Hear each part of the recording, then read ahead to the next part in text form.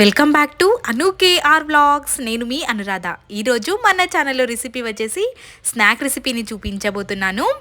ముందుగా ఒక mixing bowl తీసుకొని ఇందులోకి 1 కప్పు వరకు గోధుమ పిండిని యాడ్ చేసుకోవాలి.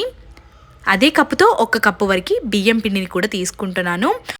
1 కప్పు వరకు పచ్చి ఆలు తురుముని సన్నగా వీలైనంత సన్నగా తురిమేసుకొని 2 సార్లు కడుక్కొని తీసుకోవాలి.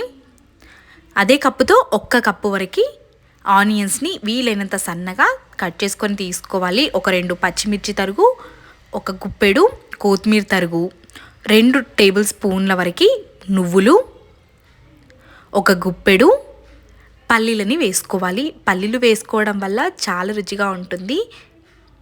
రుచికి సరిపడ ఉప్పుని వేసేసుకొని ఇందులోకి 1 స్పూన్ వరకు వాముని వేసుకోవాలి. 1/2 టేబుల్ స్పూన్ వరకు సోంపుని కూడా వేసుకోవాలి. సోంపు వేయడం వల్ల రుచి బాగుంటుంది. 1/2 టేబుల్ స్పూన్ వరకు పసుపుని వేసేసుకొని మంచిగా ఒక్కసారి మిక్స్ చేసుకోవాలి. ఆలుని విడివిడిగా చేసుకుంటూ ఆనియన్స్ ఆలు మొత్తం పిండిలో కలిసిపోయే విధంగా కలుపుకోవాలి. ఈ విధంగా కలిపేసుకొని కొద్దిగా వాటర్ని వేసుకుంటూ పిండిని సాఫ్ట్గా అయ్యే విధంగా కలుపుకొని తీసుకోవాలి. ఇలాంటి మరెన్నో రెసిపీస్ మన ఛానల్లో ఉన్నాయి కాబట్టి ముందుగానే నా ఛానల్ని సబ్స్క్రైబ్ చేసుకొని పెట్టేసుకోండి. ఇలాంటి మరెన్నో సింపుల్ అండ్ ఈజీ రెసిపీస్ మన ఛానల్లో రాబోతున్నాయి. సబ్స్క్రైబ్ చేసుకొని సబ్స్క్రైబ్ పక్కన గంట సింబల్ని క్లిక్ చేశారంటే నా ప్రతి వీడియో మీకు నోటిఫికేషన్గా వస్తుంది.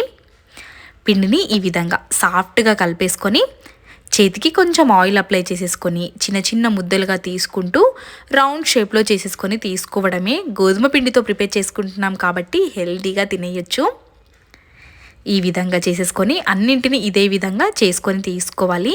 మరి మందంగా కాకుండా పల్చగా కాకుండా మీడియం సైజులో ఉండే విధంగా అన్నింటినీ ప్రిపేర్ చేసేసుకొని ఒక ప్లేట్లోకి పెట్టేసుకొని డీప్ ఫ్రై చేసుకోవడమే. ఈ విధంగా చేసుకున్న వీటిని డీప్ ఫ్రై చేసుకోవాలి. ఎక్కువ టైం పట్టదు. 5 to 10 మినిట్స్లోనే ఈ రెసిపీని మనం ప్రిపేర్ చేసుకోవచ్చు.